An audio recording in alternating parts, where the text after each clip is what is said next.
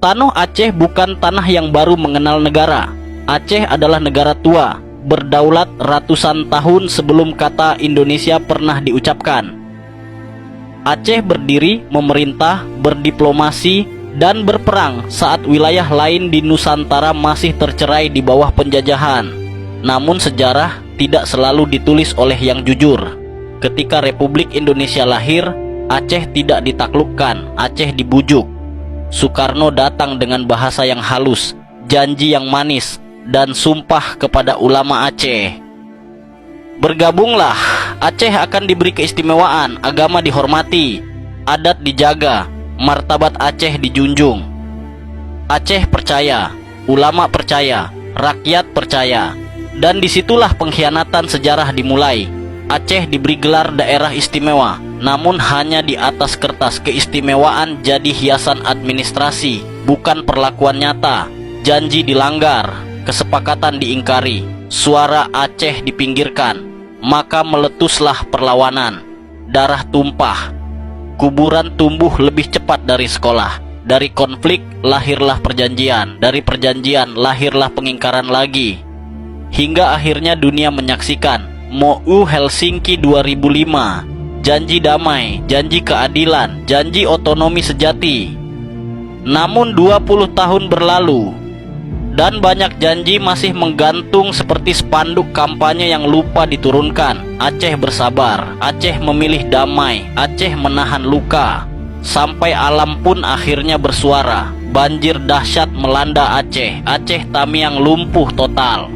Aceh Utara, Aceh Timur, Aceh Tengah, Bener Meriah, Bireuen, Pidie, Gayo Lues, semuanya menjerit dalam sunyi. Rumah hanyut, sawah hilang.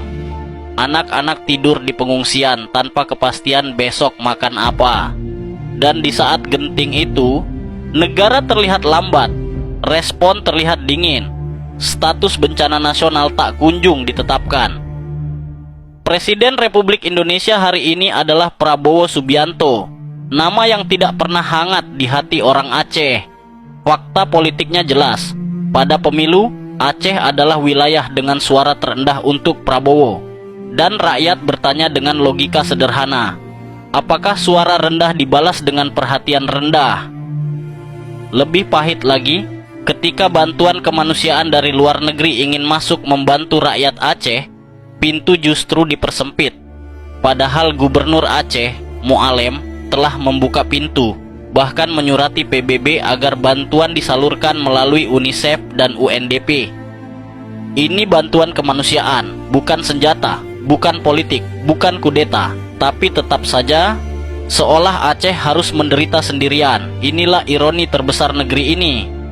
Aceh diminta setia tanpa syarat, tapi saat Aceh tenggelam, negara sibuk menghitung prosedur.